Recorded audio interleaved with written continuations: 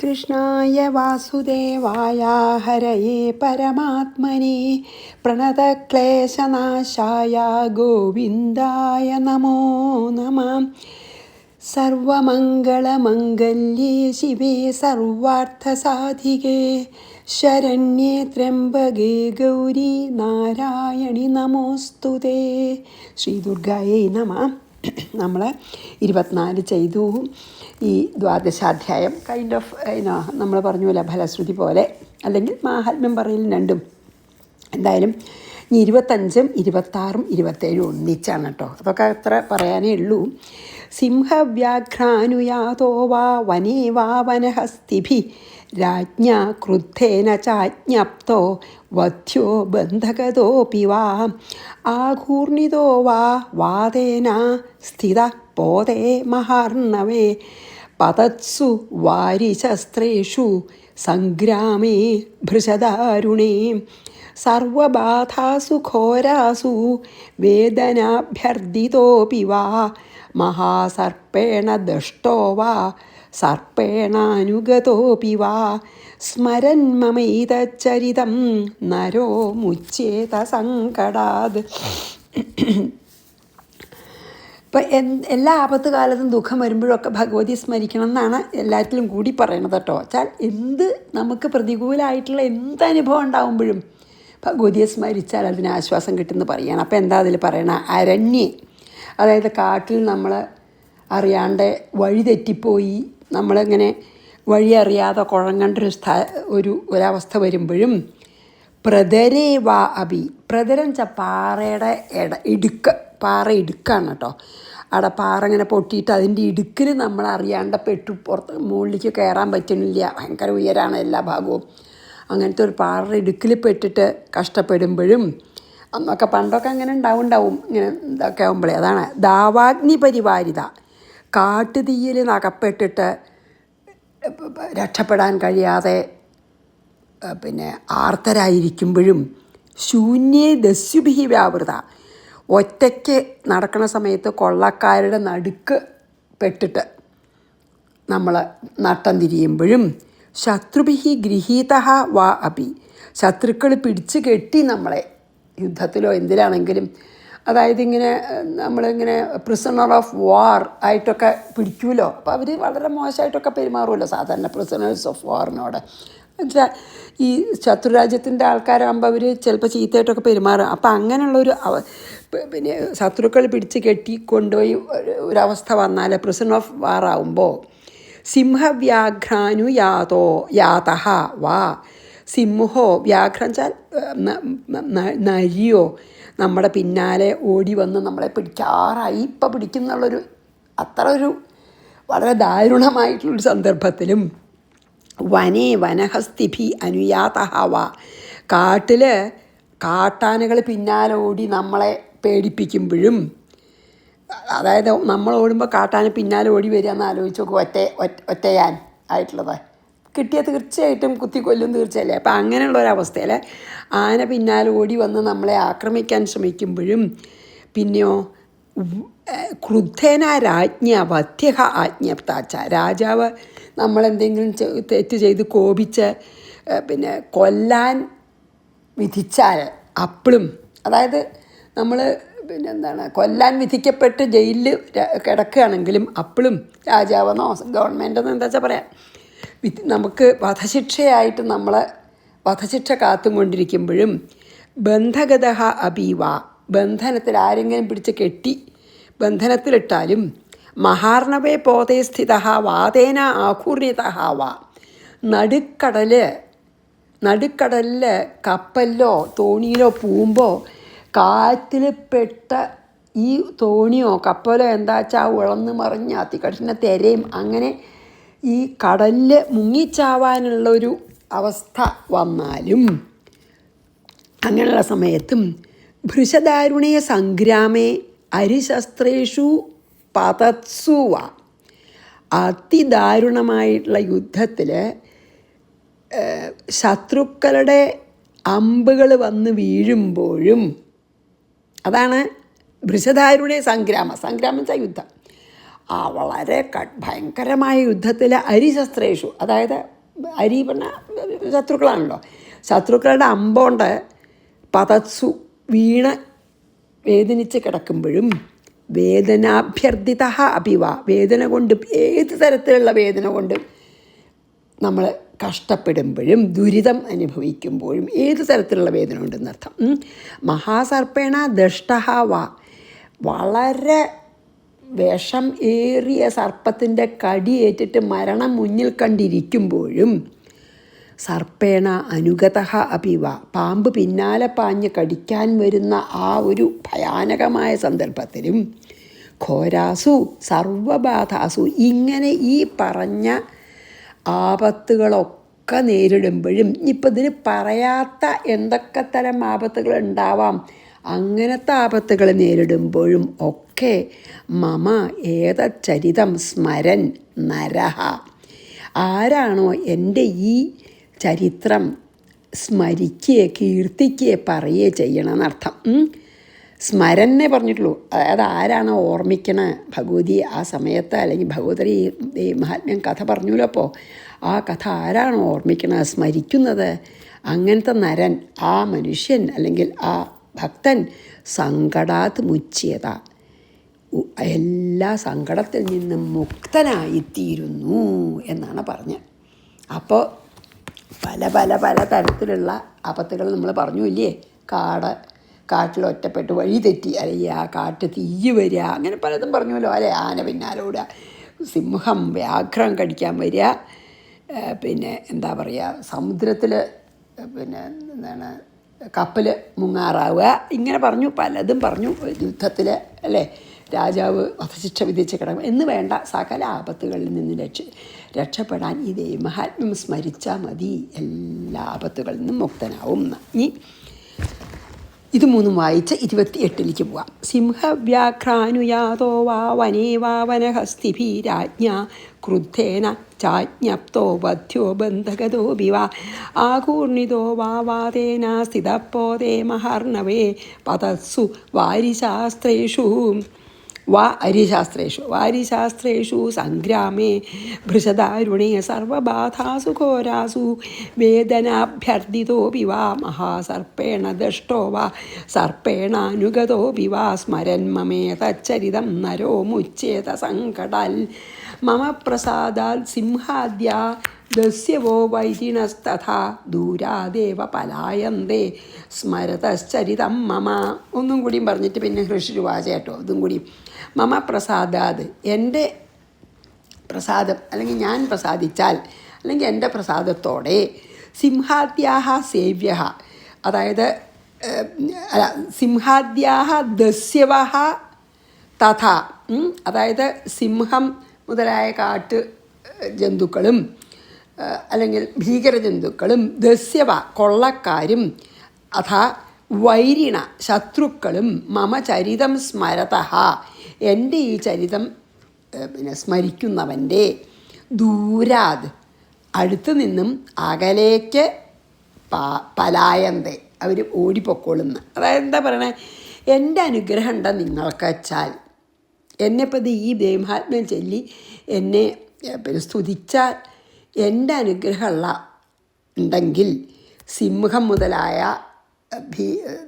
എന്താണ് ജീവികളും ഭയാനകമായിട്ടുള്ള ജീവികളും കൊള്ളക്കാരും ശത്രുക്കളും ഒക്കെ ആരാണോ എൻ്റെ ചരിതം സ്മരിക്കുന്നത് ആ ആളുടെ അടുത്തെങ്ങും വരാതെ അകലെ കൂടെ പോയി ഒളിക്കുന്ന, അടുത്തേക്ക് വരാൻ വെച്ചതാണെങ്കിൽ പോലും അവർ വേണ്ടാന്ന് വെച്ച് അവർ അകലേക്ക് മാറി മാറി പോവും. എല്ലാ ആപത്തിനെയും അകറ്റി നിർത്തും ഭഗവതീന്ന്. മമ പ്രസാദാൽ സിംഹാദ്യാദസ്യവോ വൈരിണസ്തഥാ ദൂരാദേവ പലായന്തേ സ്മരതശ്ചരിതം മമ. ആപത്തുകൾ തന്നെ അകലേക്ക് ഓടിപ്പോകുമെന്ന് പറയാൻ കേട്ടോ, നമ്മളകലേക്ക് ഓടിപ്പോണ്ട. ഇനി ഹൃഷിരുവാച ഇത്യുക്ത്വാ സാ ഭഗവതി ചണ്ഡികാ ചണ്ഡവിക്രമാ പശ്യതം സർവദേവാനാം തത്രൈവാന്തരധീയത. അപ്പം ഋഷി പറയാണ്, സുമേധസ് മഹർഷി പറയാണ്, ചണ്ഡവിക്രമ ഭഗവതി സാ ചണ്ഡിക, ആ പിന്നെ അതിപരാക്രമശാലിനിയും സർവൈശ്വര്യ സമ്പൂർണയും ദുഷ്ടന്മാരെ ശിക്ഷിക്കുന്നതിൽ വളരെയധികം താല്പര്യമായ ആ ചണ്ഡികാദേവി എന്താ ഇതി ഉക്ത്വ ഇപ്രകാരം പറഞ്ഞിട്ട് ഫലശ്രുതിയൊക്കെ പറഞ്ഞു ഭഗവതി. എന്നിട്ട് സർവദേവാനാം പശ്യതാം, എല്ലാ ദേവന്മാരും നോക്കി നിൽക്കെ തത്ര ഏവ അന്തരധീയത, അവിടെ തന്നെ അന്തർധാനം ചെയ്തു എന്ന്, അപ്രത്യക്ഷമായിന്ന്. ഇങ്ങനെ ദേവന്മാരോട് ഇതൊക്കെ പറഞ്ഞിട്ട് ഇതിൻ്റെ ഫലശ്രുതിയൊക്കെ പറഞ്ഞതിന് ശേഷം ഭഗവതിയുടെ ആ മിഷൻ കഴിഞ്ഞൂലോ. എന്തിനാ വന്നാച്ചാൽ അത് കഴിഞ്ഞൂലോ. അവർ പറഞ്ഞ കാര്യമൊക്കെ സാധിച്ചു കൊടുത്തൂല്ലോ അവർക്ക്. അപ്പോൾ ദേവന്മാരോട് ഇതൊക്കെ പറഞ്ഞിട്ട് പിന്നെ ഭഗവതി അവർ നോക്കി നിൽക്കെ അവിടെ തന്നെ വെച്ച് അപ്രത്യക്ഷമായി അന്തർധാനം ചെയ്തു എന്ന് പറഞ്ഞു. അതാണ് ഋഷിരുവാച. ഇനി നമുക്ക് ഋഷിവാച. ഇത്യുക്ത്വാ സാ ഭഗവതി ചണ്ഡികാ ചണ്ഡവിക്രമ പശ്യതം സർവദേവാനാം തത്രൈവ അന്തരധീയത. 30. തേപി ദേവ ഋഷിവാചനയാണ് കേട്ടോ. തേപി ദേവാ നിരാതങ്കാ സ്വാധികാരന്യഥാ പുരാ യജ്ഞഭാഗഭുജ സർവേ ചക്രുർവിനിഹതാരയ തേ ദേവാഹ അഭി നിരാതങ്കാഹ, ആ ദേവന്മാരും നിരാതങ്കരായി, അതായത് എന്താ ആതങ്കം ദുഃഖം മാറിയവരായിട്ട്, അതായത് മനസ്സുണ്ടായിരുന്ന എല്ലാ ദുഃഖം അവരുടെ മാറി വേദന ഇല്ലാത്തവരായിട്ട് യഥാപുര സാധുകാരൻ ചക്രു, പണ്ടത്തെ പോലെ അവരുടെ അധികാരങ്ങളൊക്കെ അവർക്ക് മടക്കി കിട്ടി സ്വർഗത്തിലേക്ക് പോയി. സർവേ അപ്പോൾ പിന്നെ എന്താ പറയുക, അവർക്ക് വളരെയധികം പിന്നെ എനിക്കൊരു ഫോൺ കോൾ വന്നു കേട്ടോ, സോറി. എന്നിട്ട് അവർക്ക് വളരെ സന്തോഷമായി.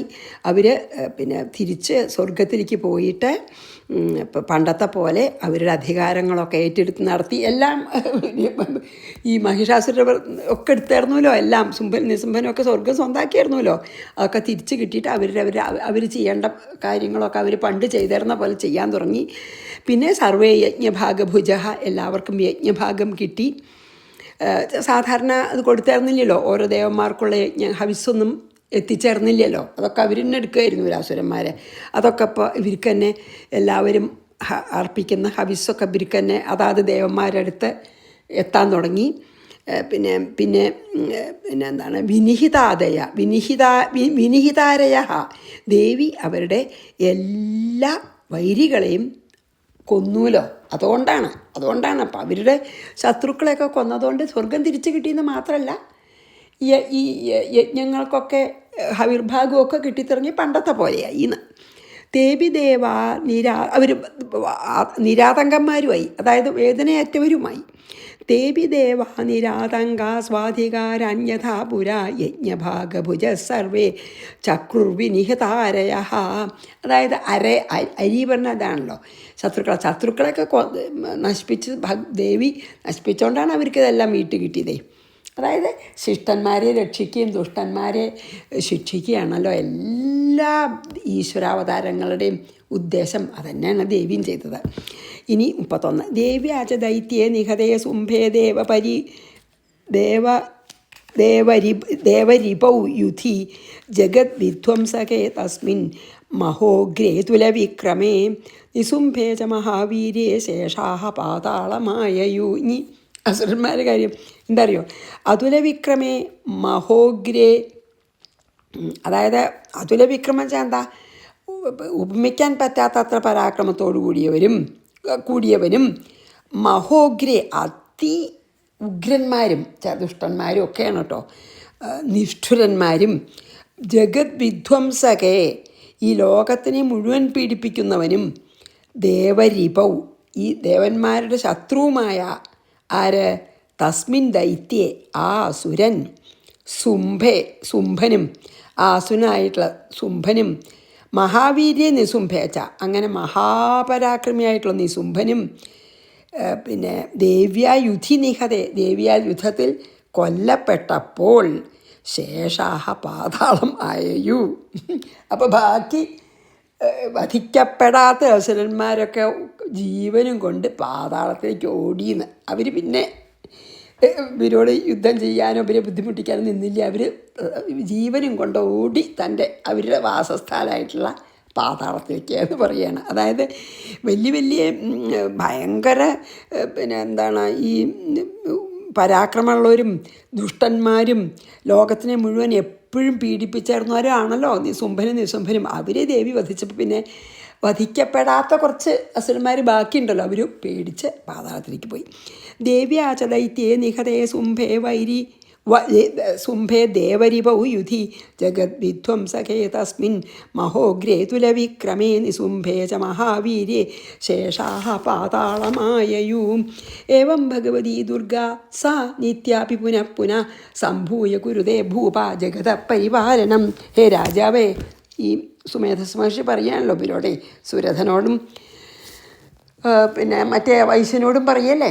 അപ്പോൾ ഈ രാജാവിനോട് പറയുക, അല്ലെങ്കിൽ സുരഥനോട് പറയണേ, ഹേ ഭൂപ രാജാവേ, സാ ഭഗവതി ദുർഗ, ആ ഭഗവതി ഉണ്ടല്ലോ ദുർഗാ ഭഗവതി നിത്യയാണെങ്കിലും എന്നുള്ളത് ഇറ്റേണലാണ്. അഭി പുനഃ സംഭൂയ, ശരിക്കും ഇറ്റേണലാണ് എങ്കിലും വീണ്ടും വീണ്ടും അവതാരം എടുക്കുകയെന്ന് ഭാവിച്ചിട്ട് വീണ്ടും അവതാരം ചെയ്ത് പല രൂപത്തിൽ, അതാണ് എപ്പോഴും ആ ശക്തി എപ്പോഴും അവിടെ ഉണ്ട്. പക്ഷേ പല രൂപത്തിൽ വന്ന് ദുഷ്ടന്മാരെ ശിക്ഷിക്കുകയും ശിഷ്ടന്മാരെ രക്ഷിക്കുകയും ചെയ്യുകയാണ്. അതാണ് പറയണത്.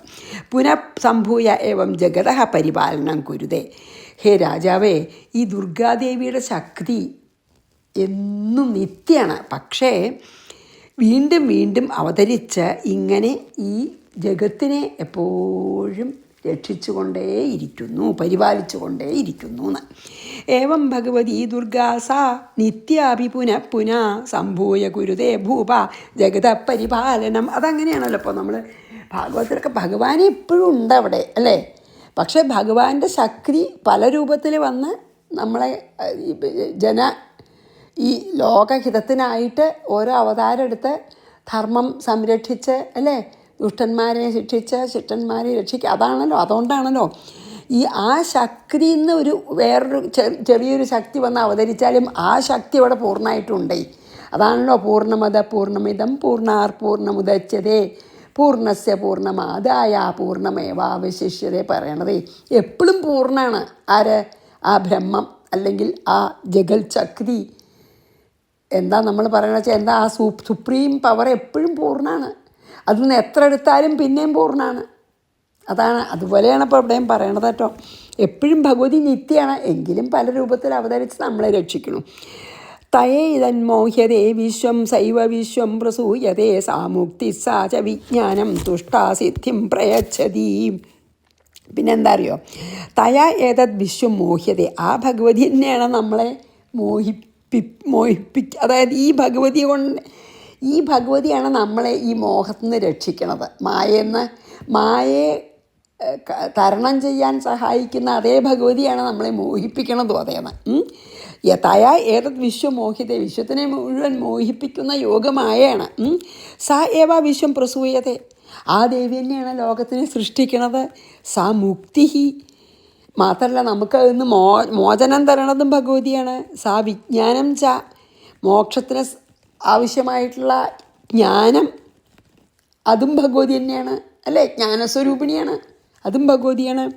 സാ തുഷ്ടാസിദ്ധിം പ്രയച്ഛതി, ഭക്തന്മാരുടെ ഭക്തി കൊണ്ട് പ്രസാദിച്ചാൽ ദേവി അവർക്ക് മോക്ഷം നൽകും. അതാണല്ലോ, എല്ലാം ദേവിയാണ്, അല്ലേ? നമ്മളെ മോഹിപ്പിക്കുന്നതും ദേവി, നമ്മളെ മോഹത്തിൽ നിന്ന് മുക്തയാക്കുന്നതും ദേവി, ലോകം സൃഷ്ടിക്കുന്നതും ദേവി, സംഹരിക്കുന്നതും ദേവി, സംരക്ഷിക്കുന്നതും ദേവി. അതാണ് പറഞ്ഞത്. അതുമാത്രമല്ല, ദേവി പ്രസാദിച്ചാൽ അവർക്ക് മോക്ഷവും ഉടനെ കിട്ടും. തയൈ നന്മോഹ്യതേ വിശ്വം സൈവ വിശ്വം പ്രസൂയതേ സാമുക്തി സാ ച വിജ്ഞാനം, ജ്ഞാനസ്വരൂപിണിയാണ്. തുഷ്ടാസിദ്ധിം പ്രയച്ഛതി വ്യാപ്തം തയൈ തത്സകലം ബ്രഹ്മാണ്ഡം മനുജേശ്വര മഹാകാള്യ മഹാദേവ്യ മഹാമാരി സ്വരൂപയാ. ഹേ പിന്നെന്താണ് രാജാവേ, അതായത് മനുജേശ്വര പറയുന്നുണ്ട്. അതായത് മനുഷ്യന്മാരുടെ ഈശ്വരൻ രാജാവ് പടസുരഥൻ.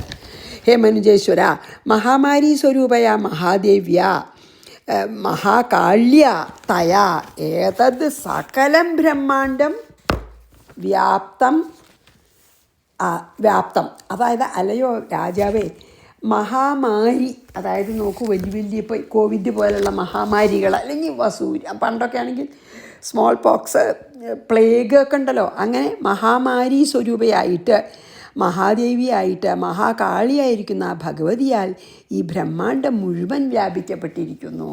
അതാണ് എന്താ അറിയോ, അതായത് ഭഗവതിയാണ് സൃഷ്ടിസ്ഥിതി സംഹാരം മുഴുവനേ. അതുകൊണ്ടാണ് മഹാമാരി സ്വരൂപിയായിട്ട് പല പല പ്രകൃതിക്ഷോഭങ്ങളായിട്ടും പല പല ദണ്ണങ്ങളായിട്ടും ഒക്കെ ഭഗവതി തന്നെയാണ്, മഹാകാളിയാണ്, ഈ ഭഗവതിയാണ് ഈ ബ്രഹ്മാണ്ടം മുഴുവനും നിറഞ്ഞു നിൽക്കണമെന്ന് പറയുകയാണ്. ഇനി 3 ശ്ലോകം കൂടിയേ ഉള്ളൂ ഈ അധ്യായം. വ്യാപ്തം തയേത സകലം, ഈ ലോകം മുഴുവൻ വ്യാപിച്ച് നിൽക്കുന്ന ശക്തിയാണത്. സൃഷ്ടിസ്ഥിതി സംഹാരം ചെയ്യുന്നുണ്ട്. ബ്രഹ്മാണ്ടം മനുജേശ്വര, ബ്രഹ്മാണ്ടം മുഴുവൻ ഓൾ പെർവൈഡിങ്, മുഴുവൻ നിറഞ്ഞു നിൽക്കുന്ന എല്ലാ ദിക്കിലും മഹാകാള്യ മഹാദേവ്യ മഹാമാരി സ്വരൂപയ. മഹാകാളിയാണ്, മഹാദേവിയാണ്, മഹാമാരിയാണ്, അല്ലേ, എല്ലാം ആണ്. സൈവകാലേ മഹാമാരി സൈവ സൃഷ്ടിർഭവത്യജാ സ്ഥിതിം കരോതി ഭൂതാനം സൈവകാലേ സനാതനി സ അജ ഏവ സൃഷ്ടി ഭവതി. അതായത് ഭഗവതിക്ക് ജന്മല്യ നാശമില്ല. ഭഗവതി ജന്മനാശാതിരഹിതയാണ്, അല്ലേ. ആ ഭഗവതി തന്നെയാണ് ഈ ജഗത്തിനെ സൃഷ്ടിക്കുന്നത്. അവനവന് ജന്മമില്ല നാശമില്ല, അങ്ങനത്തെ അജയാണ്, ജന്മമില്ലാത്തുള്ള നാശമില്ലാത്ത ഈ ഭഗവതിയാണ് നമ്മളെ ഈ ജഗത്തിനെ മുഴുവൻ സൃഷ്ടിക്കണത്. സനാതനീ സായേവ കാലേ ഭൂതാനാം സ്ഥിതിം കരോതി. ആ സനാതനിയായിട്ടുള്ള, അതായത് നിത്യയായ ആ ഭഗവതി തന്നെയാണ് ഈ ജീവജാലങ്ങളെ പരിപാലിക്കുന്നത്. സ്ഥിതി, അതാണല്ലോ സ്ഥിതി. സൃഷ്ടി ഭഗവതിയാണ്, സ്ഥിതി പരിപാലിക്കുന്നതും ഭഗവതിയാണ്. കാലേ സായേവ മഹാമാരി, സംഹാരകാലത്തിൽ സംഹാരദേവതയായിട്ട് മഹാമാരിയായിട്ട് വന്നിട്ട് എല്ലാവരുടെയും സംഹാരം നടത്തുന്നതും ഭഗവതി തന്നെയാണെന്ന്, അതായത് സൃഷ്ടിസ്ഥിതി സംഹാര രൂപിണിയാണ് എന്ന് ചുരുക്കം. സൈവകാലേ മഹാമാരി സൈവ സൃഷ്ടിർഭവത്യജാ സ്ഥിതിം കരോതി ഭൂതാനാം സൈവകാലേ സനാതനി ഭവകാലേ നൃണാം സൈവാ ലക്ഷ്മീർവൃദ്ധിപ്രദാ ഗൃഹേ സൈവാഭാവേ തഥാ ലക്ഷ്മീർ വിനാശായോപജായതേ. എന്താണ് നൃണാം ഭവകാലേ സ ഏവ ഗൃഹേ വൃദ്ധിപ്രദ ലക്ഷ്മി. അതായത് ആൾക്കാർക്ക് നല്ല കാലത്ത്, ഇപ്പോൾ പിന്നെന്താണ്, ഭൗതികമായിട്ട് ഉയർച്ച വരണ കാലത്ത് ആ ദേവി സാ ഏവ മീൻസ് ആ ദേവി തന്നെയാണ് അവരുടെ ഗൃഹത്തിൽ വൃദ്ധിപ്രദ ലക്ഷ്മി, ഐശ്വര്യദേവതയായിട്ട് വാഴുന്നത്. അതായത് നമുക്ക് നല്ല കാലം വരുമ്പോൾ നമ്മുടെ വീട്ടിലത്തെ ഐശ്വര്യദേവതയായിട്ട് നമ്മളെ അനുഗ്രഹിക്കുന്നത് ഈ ദേവിയാണ്. തഥാ അഭാവേ സ ഏവ വിനാശായ അലക്ഷ്മി ഉപജായത. ലക്ഷ്മിയായി നമ്മുടെ വീട്ടിൽ വാഴണതും ഈ ഭഗവതിയാണ്. നാശകാലത്ത് ആ ദേവി തന്നെയാണ് നമ്മുടെ നാശത്തിനായിക്കൊണ്ട് അലക്ഷ്മിയായിട്ടിരിക്കുന്നതും ഭഗവതി തന്നെയെന്ന്. സൃഷ്ടിസ്ഥിതി സംഹാരം മുഴുവൻ ഭഗവതിയല്ലേ. അപ്പം നല്ല കാലത്ത് നമ്മൾ ഐശ്വര്യദേവതയായിരിക്കുന്ന അതേ ഭഗവതിയാണ് നമുക്ക് ചീത്ത കാലം വരുമ്പോൾ നമ്മുടെ വീട്ടിൽ അലക്ഷ്മി ആയിട്ടിരിക്കുന്നതും ഭഗവതി. എല്ലാം നന്മയും തിന്മയും എല്ലാം ഭഗവതിയാണ്, അല്ലേ. ഈ ലോകത്തിൽ രണ്ടാമതൊന്നും ഇല്ല എന്ന് പറഞ്ഞാൽ പിന്നെന്താ, എല്ലാം ഈ ബ്രഹ്മസ്വരൂപിണി, വിജ്ഞാന സ്വരൂപിണി, സൃഷ്ടിസ്ഥിതി ലയ സ്വരൂപിണി ആയിട്ടുള്ള ഭഗവതിയാണ് എന്ന് ചുരുക്കം. ഭവകാലേ നൃണം സൈവ ലക്ഷ്മീർ വൃദ്ധിപ്രദ ഗൃഹേ. അതായത് ഇതൊന്നും ഒരു കാര്യം കൂടി നമുക്കുണ്ട് കേട്ടോ, എല്ലാം ഭഗവതി ഇച്ഛയാണെന്ന് നമുക്ക് ആക്സെപ്റ്റ് ചെയ്യാനും കൂടിയാണതേ. നല്ല കാലം വരുമ്പോഴും ഈശ്വരേച്ഛ, ഈശ്വര എനിക്ക് നല്ല കാലം വന്നു, അതും ഭഗവാന്റെ അനുഗ്രഹം. ചീത്ത കാലം വരുമ്പോൾ ഇതും ഭഗവാന്റെ ഇച്ഛ തന്നെയാണ്, എല്ലാം ഭഗവതി ഇച്ഛ. അതാണ് ഭവകാലേ നൃണം സൈവ ലക്ഷ്മി വൃദ്ധിപ്രദാ ഗൃഹേ സൈവഭാവേ തഥാ ലക്ഷ്മി വിനാശായോപജായതേ. ഇനി അവസാനത്തെ ശ്ലോകമാണ് ഈ അധ്യായത്തിൽ കേട്ടോ. സ്തുതാ സംപൂജിതാ പുഷ്പൈ ഗന്ധാദിഭിസ്തഥാ ദദാതി വിത്തം പുത്രാംശ്ച മതിം ധർമ്മേ രതാം ശുഭാം പുഷ്പൈ തഥാ ധൂപഗന്ധാദിഭിः. അതായത് പുഷ്പങ്ങൾ, ധൂപം, ഗന്ധം മുതലായവയെ കൊണ്ട് സംപൂജിത പൂജിക്കുകയും സ്തുതിക്കുകയും ചെയ്യുന്നവർക്ക് എന്ത്? വിത്തം ദദാതി, ദേവി സമ്പത്ത് വേണമെങ്കിൽ സമ്പത്ത് തരും. പുത്രന്മാരെയാണ് ആഗ്രഹിക്കുന്നത് വെച്ചാൽ പുത്രന്മാർ അഭീഷ്ടം സാധിപ്പിക്കുന്ന പറയുകയാണ് കേട്ടോ. ആരാണ് ദേവിയെ പുഷ്പങ്ങളും ധൂപങ്ങളും ഗന്ധം കൊണ്ടൊക്കെ പൂജിച്ച് സാധിപ്പിക്കുന്നത്? അവർക്ക് അവരുടെ ആഗ്രഹങ്ങൾ, അഭിലാഷങ്ങളൊക്കെ സാധിപ്പിക്കും. ധനാണെച്ചാൽ ധനം, പുത്രന്മാരെ വേണമെങ്കിൽ പുത്രന്മാരെ നൽകും. ധർമ്മേ രഥാം ശുഭാം മതിം ദദാതി, ധർമ്മത്തിൽ ഉറച്ച ബുദ്ധി വേണമെന്ന് വിചാരിച്ചിട്ട് പ്രാർത്ഥിക്കുകയാണെങ്കിൽ ധർമ്മത്തിൽ ഉറച്ച ബുദ്ധിയും തരും. അങ്ങനെ നല്ല ബുദ്ധി തോന്നിക്കണേ നമ്മൾ പ്രാർത്ഥിക്കുമല്ലോ, നല്ല ബുദ്ധി തരാനും ഭഗവതി വളരെ സന്തോഷത്തോടു കൂടി തരും. ഇങ്ങനെ ആർക്ക് എന്ത് വേണോ അത് ദേവി നൽകുന്ന പറഞ്ഞാൽ എന്താ അർത്ഥം? ദേവിയെ പുഷ്പം, ധൂപം, ഗന്ധം മുതലായവ കൊണ്ട് അർച്ചിച്ച് പൂജിച്ച് സ്തുതിച്ചാൽ, ദേവി പ്രസാദിച്ചാൽ അവർക്ക് എന്ത് അഭിലാഷങ്ങളും ദേവി നൽകും. എല്ലാ ആഗ്രഹങ്ങളും സഫലീകൃതമാവും. എന്ത് വേണോ അത് ദേവി നമുക്ക് നൽകും. സമ്പത്താണെങ്കിൽ സമ്പത്ത്, പുത്രനാണെങ്കിൽ പുത്രൻ, അല്ല നല്ല ബുദ്ധി തരണേന്നാണെങ്കിൽ നല്ല ബുദ്ധി തരും എന്ന് പറഞ്ഞിട്ടാണ് നിർത്തണത് കേട്ടോ മഹർഷി. അപ്പോൾ നമുക്ക് 37 വായിച്ച് ഈ അധ്യായം നമുക്ക് ഇവിടെ എന്താ പറയുക അവസാനിപ്പിക്കാം കേട്ടോ. സ്തുതാ സംപൂജിതാ പുഷ്പൈർധൂപഗന്ധാദിഭിസ്തഥാ ദദാതി വിത്തം പുത്രാംശ്ച മതിം ധർമ്മേ രതാം ശുഭാം ഇതി ദേവീമാഹാത്മ്യേ 12-ഓധ്യായः സമാപ്തः. ശ്രീകൃഷ്ണാർപ്പണമസ്തു. സർവത്ര ഗോവിന്ദനാമസങ്കീർത്തനം. ഗോവിന്ദ ഗോവിന്ദ. ശ്രീ ദുർഗായൈ നമഃ. ഗുരുവായൂരപ്പ ശരണം.